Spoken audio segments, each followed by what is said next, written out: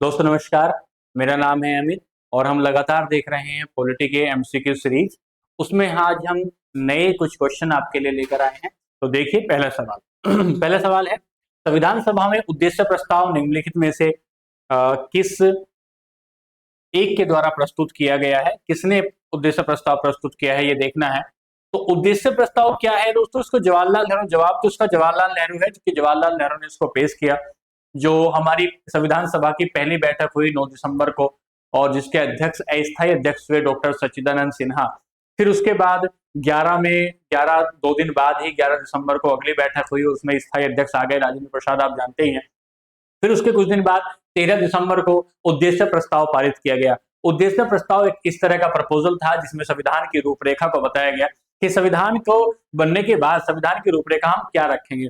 वही उद्देश्य प्रस्ताव है जिसे आने वाले समय में प्रस्तावना में अपना लिया गया, और प्रस्तावना में उन आदर्शों को देखा गया जो हम संविधान से चाहते हैं। वो समानता हो, हमारी स्वतंत्रता हो, हमारा न्याय हो, उस तरह के जो आदर्श हैं, व्यक्ति की गरिमा और प्रतिष्ठा के जो आदर्श हैं, उन सभी को प्रस्तावना में अपना लिया गया। ठीक है, बी आर अम्बेडकर तो प्रारूप समिति के अध्यक्ष थे, ये तो नहीं हो सकते। डॉक्टर राजेंद्र प्रसाद हमारे स्थायी अध्यक्ष हुए, और सी डी देशमुख तो आप जानते हैं आरबीआई के गवर्नर होते थे। ठीक है, चलिए सवाल नंबर 2 लेते हैं। सवाल नंबर 2 में लेंगे तो स्वतंत्र भारत की संविधान सभा के अध्यक्ष कौन है? स्वतंत्र भारत की संविधान सभा के अध्यक्ष जो बनेंगे दोस्तों, डॉक्टर भीमराव अंबेडकर बिल्कुल नहीं होगा। आप बताइए, डॉक्टर भीमराव अंबेडकर तो बिल्कुल नहीं होगा। डॉक्टर राजेंद्र प्रसाद। जब आप इनकी बात करेंगे, जब आप बात करते हैं सी राजगोपालाचारी की, तो सी राजगोपालाचारी जो है, एक सेकेंड, सी राजगोपालाचारी जो है वो तो शिक्षा मंत्री हुए, आपके अंतरिम मंत्रिमंडल जो बनाया गया उसमें शिक्षा मंत्री हुए। और राजेंद्र प्रसाद आपके स्थायी अध्यक्ष हुए, और फिर ये संविधान सभा के अध्यक्ष भी थे स्वतंत्र भारत की। अगला सवाल लेंगे। अगला सवाल जो सवाल नंबर 3 है कि भारतीय संविधान सभा की स्थापना कब हुई? तो संविधान सभा की स्थापना जो दोस्तों हो रही है, वो हो रही है 9 दिसंबर 1946 को। 9 दिसंबर 1946 को। 26 नवंबर 1949 को तो आपका संविधान बनके तैयार हो गया। 26 दिसंबर 1949 तो नहीं, ये कोई डेट नहीं है। 9 दिसंबर 1946 को आपकी पहली बैठक हो रही है। इसके बाद चले अगले पर, संविधान सभा की पहली बैठक कब हुई? तो संविधान सभा की पहली बैठक आप देख रहे हैं 9 दिसंबर 1946 को हो रही है। 15 अगस्त 1900, तीनों डेट का महत्व समझिए। 9 दिसंबर 1946 को संविधान सभा बनी। संविधान सभा का मतलब होता है किसी भी देश के, किसी भी लोकतांत्रिक देश के लोग जब अपना संविधान बनाने के लिए किसी एक समूह का चुनाव करते हैं, किसी एक समूह को सत्ता सौंपते हैं कि आप हमारे देश का संविधान बनाइए। संविधान किसी भी देश का मौलिक दस्तावेज होता है, फंडामेंटल डॉक्यूमेंट होता है किसी भी देश का, जिसमें उस देश के सामाजिक, आर्थिक और राजनीतिक जो दृष्टिकोण होते हैं उनको सबको समाहित किया जाता है। एक जीवंत दस्तावेज होता है।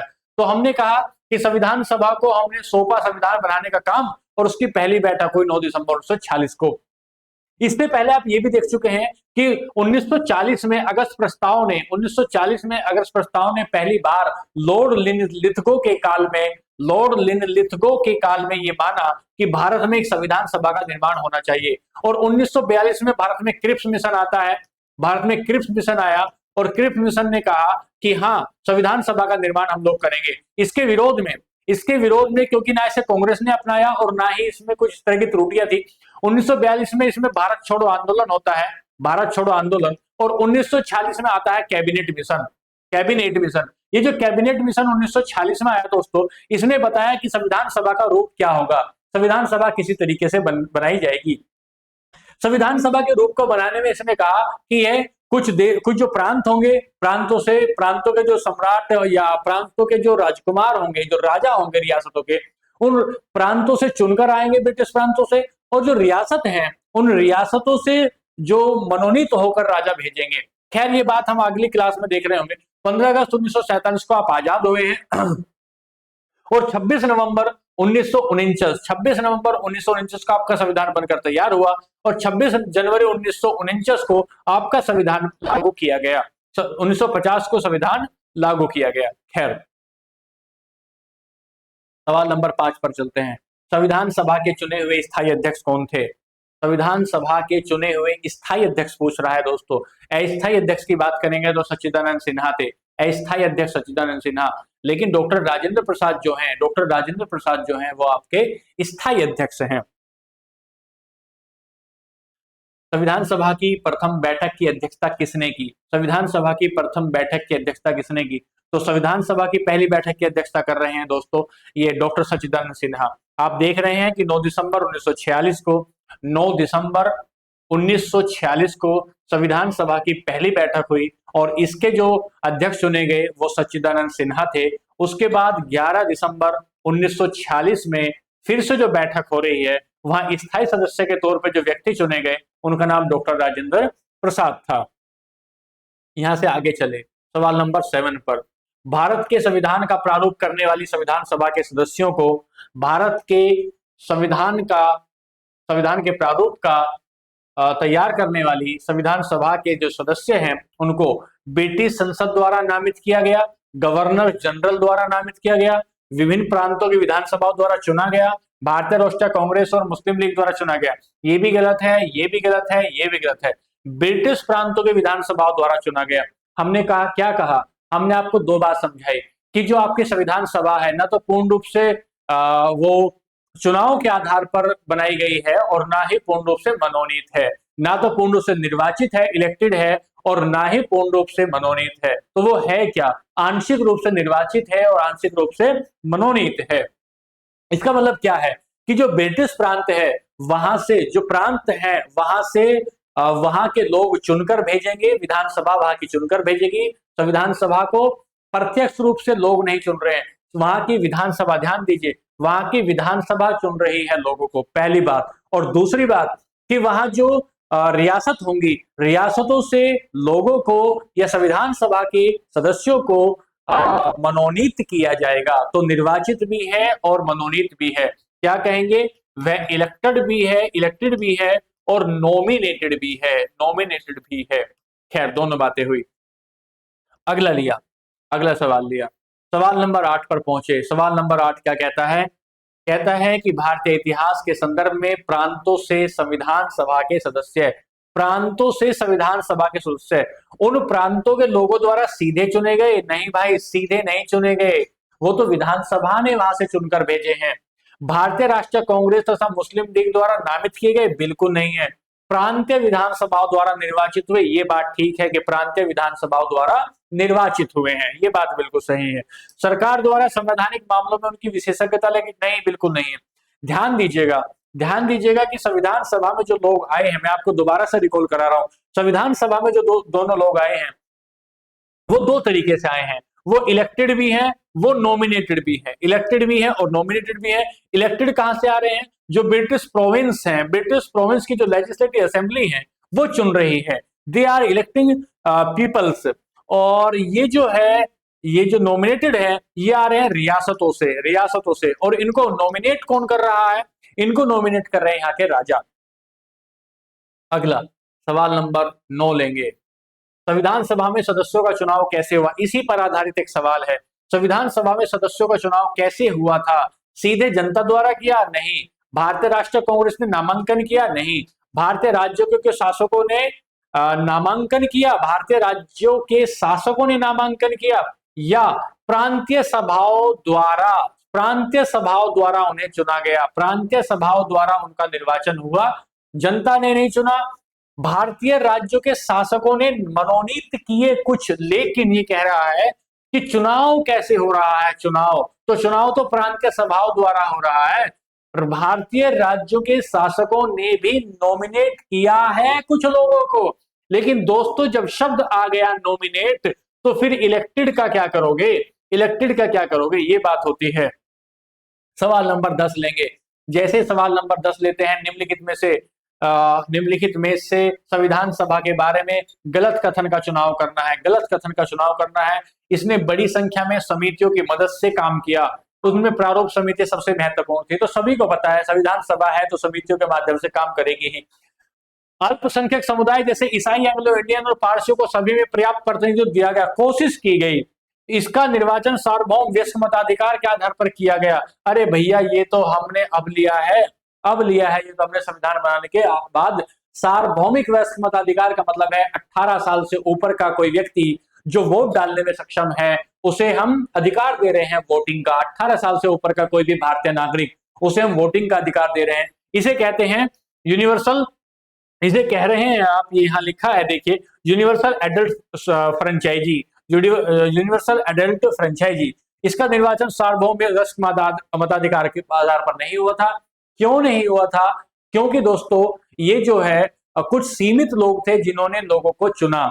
प्रांतीय विधानसभा थी और प्रांतीय विधानसभा से चुनकर कहां भेजा गया? ऊपर भेजा गया संविधान सभा में। तो प्रांतीय विधानसभा के लोगों ने संविधान सभा के लोगों को चुना, ना कि हमने, हमारे आपके जैसे लोगों ने डायरेक्ट चुना। ये बात गलत हो जाती है। बाकी तो सही है ही कि इसकी चुनाव प्रक्रिया 1935 के अधिनियम के द्वारा आधारित थी। हाँ बिल्कुल ठीक है। कर, संपत्ति और शैक्षणिक योग्यता के आधार पर मताधिकार। देखो दोनों ऑप्शन इससे आपस में ना ये मिसमैच कर रहा है। देखो ये कह रहा है कि सार्वभौम व्यस्क मताधिकार के आधार पर चुनाव हुआ, और ये कह रहा है कर, संपत्ति और शैक्षणिक योग्यता के आधार पर वोटिंग अधिकार दिया गया। हाँ ये बात ठीक है। जब कर और संपत्ति के आधार पर वोटिंग राइट दोगे तो वो सार्वभौमिक व्यस्क मताधिकार कैसे हो जाएगा? ठीक है, ये बात सही है। चलिए सवाल नंबर 11 लेते हैं। निम्नलिखित में से कौन सा कथन संविधान सभा के बारे में सही है? कौन सा कथन संविधान सभा के बारे में सही है? पहला, यह व्यस्क मताधिकार पर आधारित थी। अरे कैसे व्यस्क मताधिकार पर आधारित थी? नहीं, यह प्रत्यक्ष निर्वाचन का परिणाम थी। लोगों ने कहा वोट डाला है इसमें? नहीं, लोगों ने नहीं, विधानसभा के जो अध्यक्ष, विधानसभा के जो सदस्य हैं वो वोट कर रहे हैं। तीसरी बात, वह बहुदलीय निकाय थी। ठीक है। अनेक समितियों से काम किया। ठीक है। 3 और 4 ढूंढिए कहां है, बहुत तेजी से 3 और 4 ढूंढना है कहां है। तो देखेंगे ये आपको मिलेगा 3 और 4, ये मिलेगा यहाँ 3 और 4। ठीक है जी, ये बात। अगला सवाल लेंगे, सवाल नंबर 11 लेंगे, 12 लेंगे। 1946 में निर्मित अंतरिम सरकार में कार्यपालिका परिषद के उपसभापति कौन थे? 1946 में जो अंतरिम सरकार बनी, जो अंतरिम सरकार बनी उसके कार्यपालिका के अध्यक्ष पूछ रहा है कौन है। एक सेकेंड, ये दोस्तों इसको देख रहे हैं, एक सेकंड के लिए आप जरा रुकिए, 1 मिनट के लिए इसमें देख रहे हैं।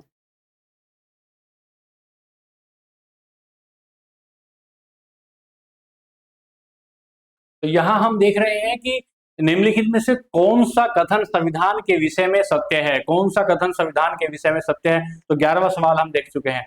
सवाल नंबर 12 पर आते हैं। सवाल नंबर 12 पर आते हैं। 12 क्या कह रहा है? 12 कह रहा है कि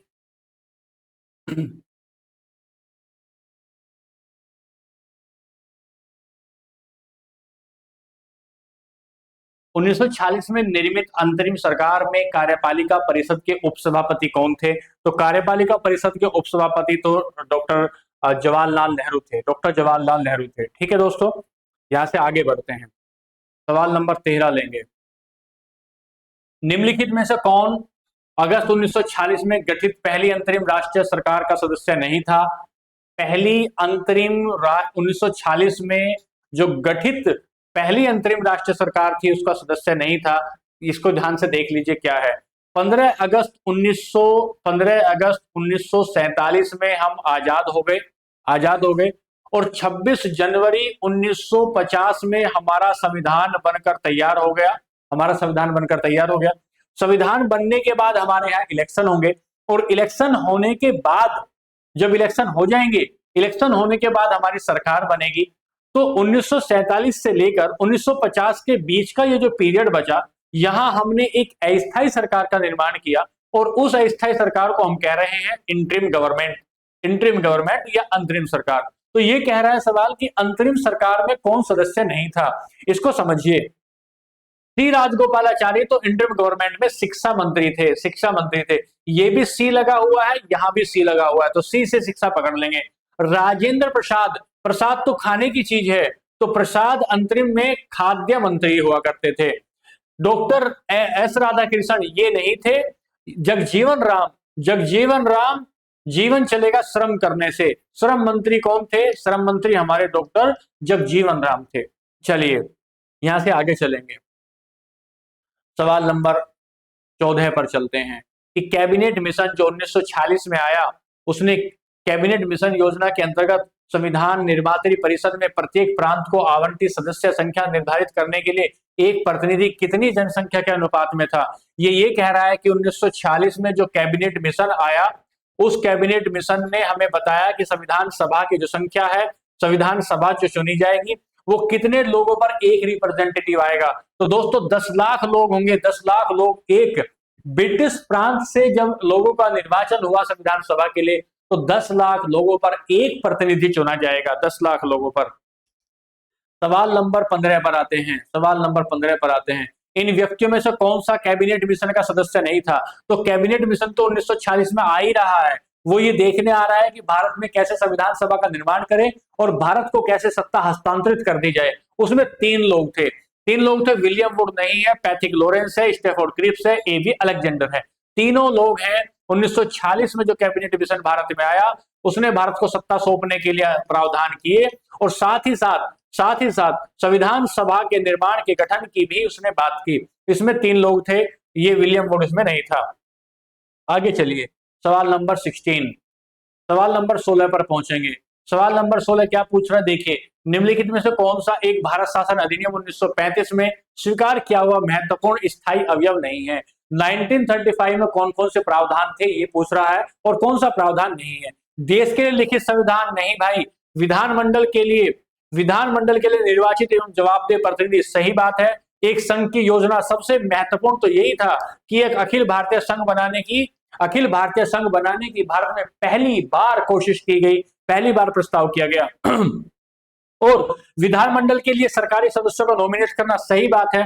देश के लिए संविधान बनाने की बात 1935 में नहीं थी, 1935 में नहीं थी, क्योंकि 1940 में पहली बार संविधान सभा बनाने की बात हुई और वो संविधान सभा आगे जाकर एक लिखित संविधान बनाएगी। आगे चलेंगे, यहां से 17 सवाल में पहुंचेंगे। 1935 का गवर्नमेंट ऑफ इंडिया एक्ट क्यों महत्वपूर्ण है, क्यों महत्वपूर्ण है 1935 का अधिनियम। तो पहला, यह भारतीय संविधान का प्रमुख स्रोत है, सही बात है। इसके द्वारा भारत को स्वतंत्रता मिली, नहीं, भारत को स्वतंत्रता मिली भारत स्वतंत्रता अधिनियम 1947 से। इसने भारत विभाजन उल्लेखित था, नहीं, इसमें भारत विभाजन उल्लेखित नहीं था। भारत स्वतंत्रता अधिनियम 1947 ने कहा कि भारत में दो डोमिनियन स्टेट बनेंगे, एक का नाम होगा पाकिस्तान और एक का नाम होगा इंडिया। एक का नाम होगा पाकिस्तान और एक का नाम होगा इंडिया। ये जो पाकिस्तान और इंडिया 2 राज्य बन रहे हैं, ये डोमिनियन स्टेट है। डोमिनियन स्टेट का मतलब है कि इनका हेड ऑफ द स्टेट होगा, वो हेड ऑफ द स्टेट अभी ब्रिटिश होगा, जो लॉर्ड माउंटबेटन थे उस समय। इसके द्वारा रियासतें समाप्त हो गई, नहीं, रियासतें समाप्त नहीं हुई। तो इसलिए महत्वपूर्ण है 1935 का अधिनियम, क्योंकि भारतीय संविधान का प्रमुख स्रोत है। भारत के 70% से ज्यादा प्रावधान इसी से लिए गए हैं। अगली बात क्या कहता है कि निम्नलिखित अधिनियम में से किस अधिनियम के फलस्वरूप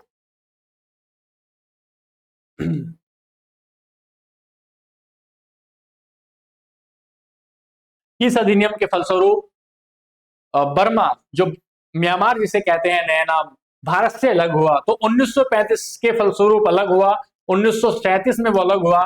गवर्नमेंट ऑफ इंडिया एक्ट 1935 में आया और उसने 1937 में बर्मा को अलग किया यहां से।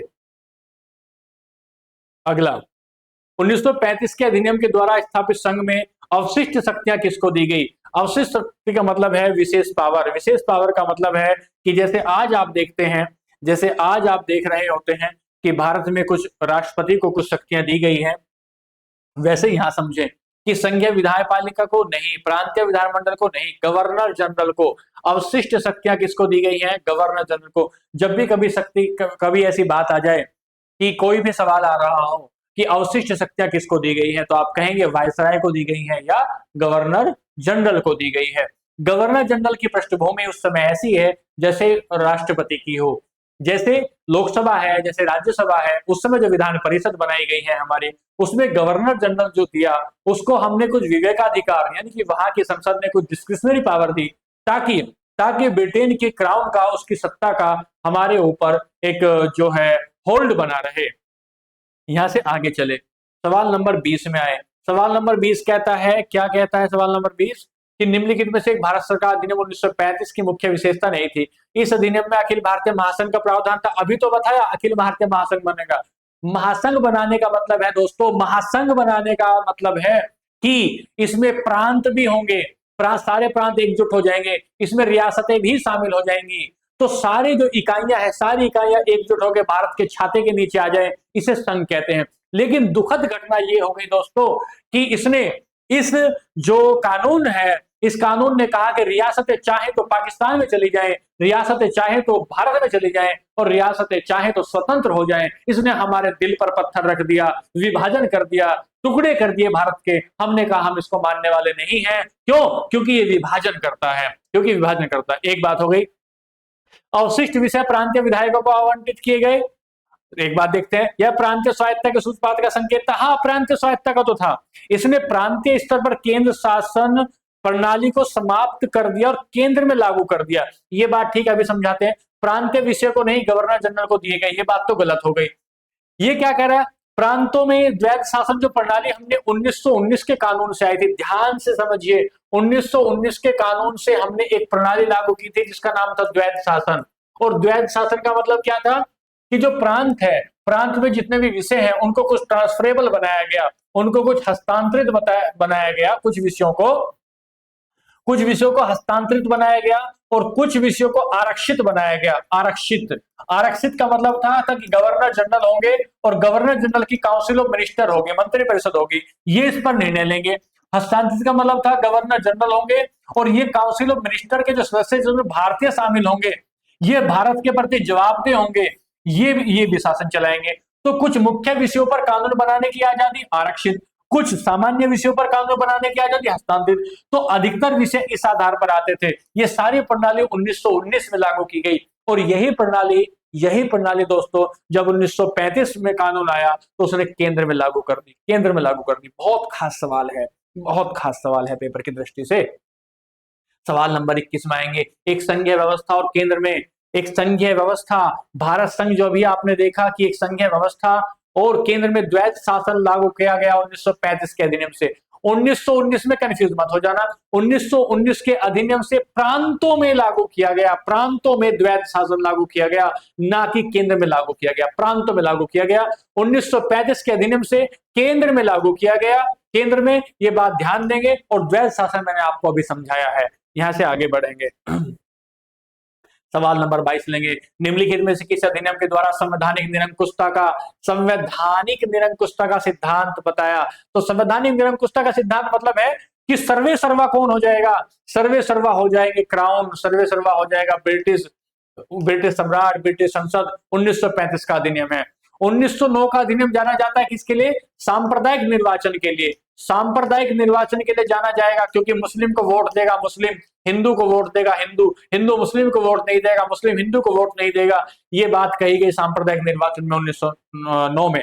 1919 जाना जाता है किसके लिए? कि द्विसदनीय व्यवस्था ला दी गई। द्विसदनीय व्यवस्था में एक राज्यसभा कहेंगे, एक लोकसभा कहेंगे। और दूसरी बात, द्वैध शासन डायरकी ला दी गई, द्वैध शासन ला दी गई। द्वैध शासन में कहा एक हस्तांतरित होगा, एक आरक्षित होगा, एक हस्तांतरित, एक आरक्षित, एक ट्रांसफरेबल, एक रिजर्व। ध्यान देंगे। और ये लाई गई कहां? प्रांतों में। और ये लाई गई कहां? केंद्र में।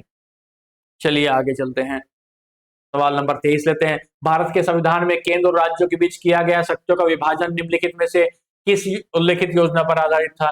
तो 1935 में ना दोस्तों, आज आप देखते हैं भारतीय संविधान की अनुसूची नंबर 7 है और अनुसूची नंबर 7 में 3 सूचियां बनाई गई। एक को कहा सेंट्रल लिस्ट, जिसको कहा केंद्र सूची, एक को कहा स्टेट लिस्ट, जिसे कहा राज्य सूची, एक को कहा कॉन्करेंट लिस्ट मतलब समवर्ती सूची। सेंटर और राज्यों के बीच स्पष्ट विभाजन है। ऐसा विभाजन 1935 में भी किया गया था, राज्यों के बीच और केंद्र के बीच। तो पूछा जाएगा केंद्र और राज्यों के बीच जो विभाजन किया गया विषयों का, वो कौन से कानून से किया गया? तो 1935 में किया गया। सवाल नंबर 24 पर चलेंगे, राष्ट्रपति की अध्यादेश निर्गत करने की शक्ति प्रेरित है। राष्ट्रपति अध्यादेश जारी करने की शक्ति 1935 से प्रेरित है क्योंकि जो वायसराय था दोस्तों, उस समय जो वायसराय था, उस वायसराय को हमने अवशिष्ट शक्तियां दी गई, उसी को हमने अध्यादेश करने की पावर दी, उसी को इस कानून ने विवेकाधीन अधिकार दिए, डिस्क्रिशनरी पावर दी 1935 से। बहुत खास सवाल चल रहे हैं आज की परीक्षा के। अगली बात सवाल जो है, केंद्रीय विधानसभा का निम्नलिखित कौन सा निर्वाचन भारतीय शासन अधिनियम 1919 के तहत हुआ? केंद्रीय विधानसभा के निम्न में से कौन सा निर्वाचन भारत शासन अधिनियम 1919 के तहत हुआ? इसको जरा एक बार देखिए सवाल, इससे अगला क्या है, ये इससे आगे तो नहीं है। ये सवाल थोड़ा गलत है दोस्तों, सवाल थोड़ा गलत है, इसमें यहाँ भी मार्क लगा दिया गया, सवाल में गलत है। तो आज की क्लास में हमने 24 सवाल लिए हैं और 24 सवालों का ट्रेडिशनली हमने उनको उनकी जो डिटेलिंग है वो भी देखी है। तो ऐसे ही सवालों के लिए दोस्तों जुड़े रहिए हमारे साथ। हम लगातार एमसीक्यू के जो चैप्टर्स हैं, जो इम्पोर्टेंट चैप्टर्स हैं, उन चैप्टर के जो एमसीक्यू और पीवाईक्यू हैं, जो पुराने पेपर हैं, उनको लगातार आपको करा रहे हैं। कोई भी किसी तरह की आपको समस्या लगती है, कोई डिटेलिंग आपको किसी टॉपिक की ज्यादा चाहिए, तो आप टारगेट आईक्यू के चैनल की कमेंट बॉक्स में जाकर लिख सकते हैं। किसी भी तरह का एक्सप्रेशन लेवल पर आपको कोई दिक्कत है तो प्लीज हमें बताइए, हम उसका समाधान करने की कोशिश करेंगे। तो आज के लिए नमस्कार।